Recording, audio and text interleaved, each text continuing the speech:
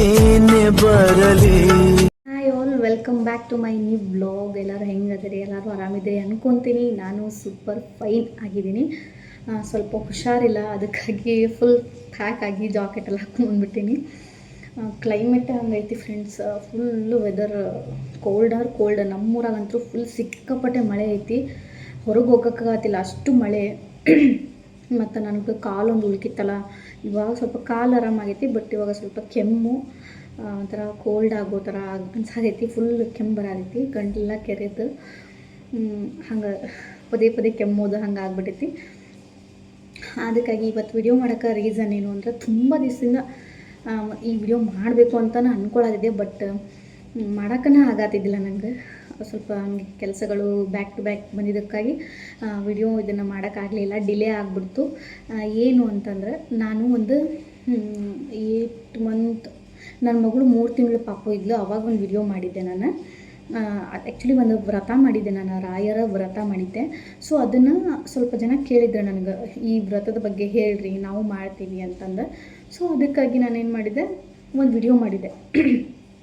ಒಂದು 6-7 ತಿಂಗಳಿಂದ ಅನ್ಸುತ್ತೆ ಅದು ವಿಡಿಯೋ. ರಾಘವೇಂದ್ರ ಸ್ವಾಮಿ ಅವ್ರದ್ದು ವ್ರತ ಹೆಂಗೆ ಮಾಡಬೇಕು ಏನು ಎತ್ತ ಅಂತಂದು. ಬಟ್ ನಾನು ಆ ವ್ರತ ಮಾಡಿದ ಮೇಲೆ ನಾನು ಅಂದ್ಕೊಂಡಿದ್ದು ಆಗೈತಿ. ರಾಯರು ಇದಾರ ಅಂತ ಈ ವ್ರತ ಮಾಡಿದ್ದಕ್ಕೆ ನನಗೆ ಆಗಿದ್ದು ಎಷ್ಟು ಸತ್ಯನೋ, ಬಟ್ ರಾಯರು ಅದಾರ ಅನ್ನೋದು ಕೂಡ ಅಷ್ಟೇ ಸತ್ಯ. ನಿಜವಾಗ್ಲೂ ರಾಯರ ಪವಾಡಗಳು, ಅವ್ರ ಕತೆಗಳನ್ನು ಕೇಳಿದಾಗ ಗೊತ್ತಾಗ್ತೈತಿ ಅವರ ಪವಾಡಗಳು ಎಷ್ಟು ನಡೀತಾವೆ ಅಂತಂದು.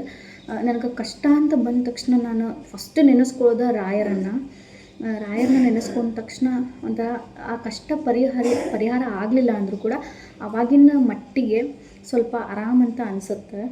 ಏನೋ ನಮಗೆ ಒಂದು ಧೈರ್ಯ ಅಂತ ಹೇಳ್ತಾರಲ್ಲ, ಧೈರ್ಯ ತುಂಬುತ್ತಾರ ಹಿಂದೆ ನಿಂತು ಅಂತ ಹೇಳ್ತಾರಲ್ಲ. ಸೊ ಹಂಗೆ ನಮ್ಮ ಹಿಂದೆ ರಾಯರು ಇದ್ದೇ ಇರ್ತಾರೆ. ಸೊ ಯಾಕೆ ನಾನು ಈ ವಿಡಿಯೋ ಮಾಡತ್ತಿದ್ದೆ ಅಂತಂದ್ರೆ, ಆ ವ್ರತನ ನಾನು ಶೇರ್ ಮಾಡ್ಕೊಂಡಿದ್ದೆ ಹೆಂಗೆ ಮಾಡಬೇಕು ಏನು ಅಂತಂದು. ಸೊ ಸ್ವಲ್ಪ ಜನ ಅದ್ರನ್ನ ಬಗ್ಗೆನೇ ನನಗೆ ಕಾಮೆಂಟ್ಸ್ ಮಾಡತ್ತಿದ್ರಿ, ವ್ರತನ ಯಾವ ಟೈಮಲ್ಲಿ ಮಾಡಬೇಕು, ಏನು ಎತ್ತ ಹೆಂಗೆ ಅಂತಂದು. ಅದಕ್ಕೂ ನಾನು ರಿಪ್ಲೈ ಮಾಡೀನಿ. ಆದರೆ ಅದೇ ವಿಡಿಯೋಕ್ಕೆ ಒಬ್ಬರು ಕಾಮೆಂಟ್ ಹಾಕಿದ್ರು, ಒಬ್ಬರು ಸಿಸ್ಟರ್. ಆ್ಯಕ್ಚುಲಿ ಈ ಕಾಮೆಂಟ್ ಅವ್ರ ನೆಗೆಟಿವು ಅಥವಾ ಏನೋ ಗೊತ್ತಿಲ್ಲ, ಬಟ್ ಅವ್ರಿಗೆ ಅನಿಸಿದ್ದು ಅವ್ರು ಹೇಳ್ಯಾರ. ಬಟ್ ನಾನು ಅನಿಸಿದ್ದು ನಾನು ನಿಮಗೆ ಹೇಳತ್ತೀನಿ. ಈ ವ್ರತನ ನೀವು ಮಾಡಿರಲ್ಲ, ನೀವು ಹೇಳ್ಕೊಂಡಿರಲ್ಲ, ಹಿಂಗೆ ಹೇಳಕ್ಕೆ ಹೋಗಬಾರ್ದು. ಈ ವ್ರತನ ಎಲ್ಲರೂ ಕೂಡ ಅನುಸರಿಸಬಾರ್ದು ಅಂತ ಅವ್ರು ಹೇಳಿದರು. ಬಟ್ ನನಗೆ ಇದು ಎಷ್ಟು ಸರಿ ಎಷ್ಟು ತಪ್ಪು ನಂಗೆ ಗೊತ್ತಿಲ್ಲ. ನಿಜವಾಗ್ಲೂ ದೇವರು ಅಂದರೆ ಎಲ್ಲರಿಗೂ ಒಂದೇ ರೀತಿ, ಏನು ನಮಗೆ ಬೇರೆ ಅವ್ರಿಗೆ ಬೇರೆ ಅಂತ ಇರೋಂಗಿಲ್ಲ. ಸೊ ಕಷ್ಟ ಅಂತ ಬಂದಾಗ ನಾವು ಫಸ್ಟ್ ದೇವರನ್ನ ಮೊರೆ ಹೋಗ್ತೀವಿ. ಆ ವ್ರತ ಮಾಡಿದ್ದು ಎಲ್ಲರೂ ಮಾಡಬಾರ್ದು ಅಂತ ಏನಿಲ್ಲ. ಇದು ದೇವ್ರಂದಮೇಲೆ ಎಲ್ಲರೂ ಬೇಡ್ಕೊತಾರೆ. ಅವ್ರು ಯಾಕೆ ಹಿಂಗೆ ಕಮೆಂಟ್ ಹಾಕಿದ್ರು ನಂಗೆ ಅದು ನಿಜವಾಗ್ಲೂ ಗೊತ್ತಿಲ್ಲ. ನಾವು ಅದು ಕಮೆಂಟಿಗೆ ರಿಪ್ಲೈ ಮಾಡಿದೆ ಅವ್ರಿಗೆ. ಇಲ್ಲ ಸಿಸ್ಟರ್, ಎಲ್ಲರೂ ಮಾಡ್ಬೋದು, ಅದ್ರಾಗೇನು ಪ್ರಾಬ್ಲಮ್ ಇಲ್ಲ, ನೀವು ಮಾಡಿದ್ದನ್ನ ಎಲ್ಲರಿಗೂ ಹೇಳಕ್ಕೆ ಹೋಗ್ಬೇಡ್ರಿ ಅಂತ ಅವ್ರು ನನಗೆ ಕಾಮೆಂಟ್ ಮಾಡಿದರು. ನಿಜವಾಗ್ಲೂ ಆ ಕಾಮೆಂಟ್ ನೋಡಿ ನಂಗೆ ಬೇಜಾರಾಯಿತು. ನಾನು ಯಾಕೆ ಮಾಡಿದ್ದೆ ಅಂತಂದರೆ, ನಾನು ಕಷ್ಟದೊಳಗಿದ್ದಾಗ ನಾನು ಆ ವ್ರತ ಮಾಡಿ ನನ್ನ ಕಷ್ಟನ ನಾನು ಪರಿಹಾರ ಮಾಡಿಕೊಂಡೆ. ಅದು ಇನ್ನೊಬ್ಬರಿಗೆ ಹೆಲ್ಪ್ ಆಗ್ತೈತಲ್ಲ. ನನಗಿಂತ ಕಷ್ಟ ಇರೋರು, ನಮಗಿಂತ ಸ್ವಲ್ಪ ಭಾಳ ಜೀವನದಾಗ ಏನೋ ಒಂದು ವಿಚಾರದಲ್ಲಿ ಅವರು ಸ್ಟ್ರಗಲ್ ಮಾಡ್ತಿರ್ತಾರೆ, ಅಂಥವ್ರಿಗೆ ಹೆಲ್ಪ್ ಆಗಲಿ ಅಂತಂದು ನಾನು ಆ ವಿಡಿಯೋನ ಮಾಡಿದ್ದೆ ಅವತ್ತು. ಸೊ ಅದನ್ನು ಅಪ್ಲೋಡ್ ಮಾಡಿದ್ದೆ. ಅದರಿಂದ ತುಂಬ ಜನಕ್ಕೆ ಒಳ್ಳೆಯದಾಗೈತಿ. ಆ್ಯಕ್ಚುಲಿ ನಾನು ಆ ವ್ರತನ ನಾನು ಒಬ್ಬಕ್ಕೆ ಮಾಡಿಲ್ಲ, ಎಷ್ಟು ಜನ ಮಾಡ್ಯಾರ. ಎಲ್ಲರೂ ಕೂಡ ರಾಯರ ಅದಾರ, ರಾಯರ ಪವಾಡಗಳದವು ಹೌದು ಅಂತಂದು ರಾಯರನ್ನ ನಂಬಿ ಭಾಳ ಅವ್ರನ್ನ ಭಕ್ತಿಯಿಂದ ಪೂಜೆ ಮಾಡಿ ನೀವು ಮನಸ್ಫೂರ್ತಿಯಾಗಿ ನೀವು ಅವ್ರನ್ನ ಬೇಡ್ಕೊಂಡು ನೋಡ್ರಿ, ಅವಾಗ ಗೊತ್ತಾಗ್ತೈತಿ ರಾಯರ ಪವಾಡಗಳು ಎಷ್ಟು ಅದಾವ ಅಂತಂದು. ನಮ್ಮ ಕಷ್ಟಗಳು ಸಡನ್ಲಿ ಪರಿಹಾರ ಆಗಲಿಲ್ಲ ಅಂದರೂ ಕ್ರಮೇಣವಾಗಿ ಪರಿಹಾರ ಆಗ್ತಾ ಹೋಗ್ತಾವೆ.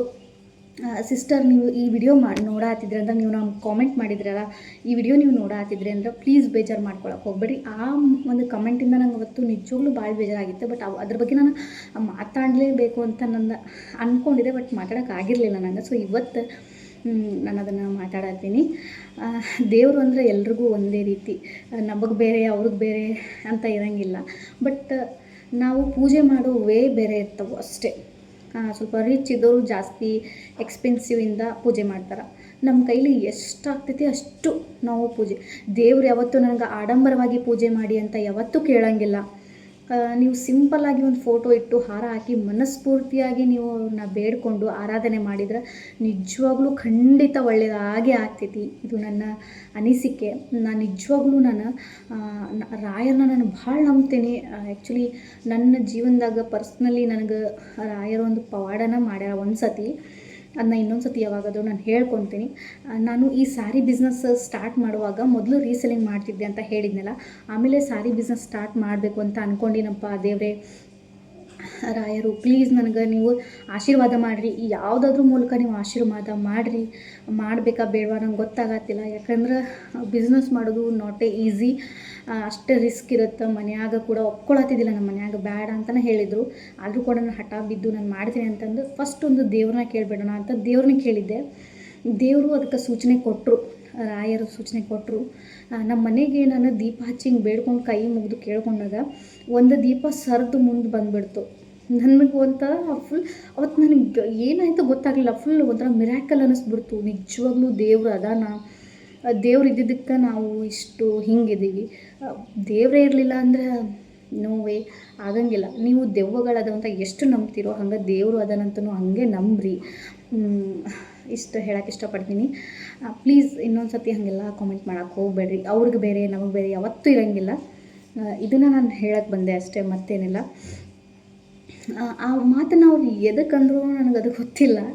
ನೀವು ಹೇಳಿದ್ದನ್ನು ಅವ್ರಿಗೆ ಹೇಳೋಕೆ ಹೋಗ್ಬೇಡ್ರಿ ಅಂತ ಹೇಳಿಬಿಟ್ರು ಅವರು. ಈ ಪೂಜೆನ ಈ ವ್ರತನ ನಾನು ಒಬ್ಬಳೇ ಮಾಡಿಲ್ಲ, ಎಷ್ಟು ಜನ ಮಾಡ್ಯಾರಂದ್ರೆ ಒಂದು ನಾನು ವಿಡಿಯೋ ನೋಡಿದ್ದೆ. ಆ ವಿಡಿಯೋ ಕೆಳಗೆ ಅವರು ರಾಯರ ಭಕ್ತರವರು, ಅವರು ನಮ್ಗಿಂತ ಜಾಸ್ತಿ ರಾಯರನ್ನ ಆರಾಧನೆ ಮಾಡ್ತಾರೆ. ನಾವು ಮಾಡ್ತೀವಿ, ಬಟ್ ನಾವು ಸ್ವಲ್ಪ ಫ್ಯಾಮಿಲಿ ಕೆಲಸ ಮಕ್ಕಳು ಗದ್ದಲದೊಳಗೆ ನಾವು ಸ್ವಲ್ಪ ಕಡಿಮೆ ಮಾಡಿರ್ತೀವಿ. ಅವರು ಸ್ವಲ್ಪ ಜಾಸ್ತಿನೇ ಆರಾಧನೆ ಮಾಡಿರ್ತಾರೆ. ಅವರು ಕಮೆಂಟ್ಸ್ ಕೆಳಗೆ ನೀವು ಹೋಗಿ ನೋಡಿದರೆ ಗೊತ್ತಾಗ್ತೈತಿ ನಿಮ್ಗೆ.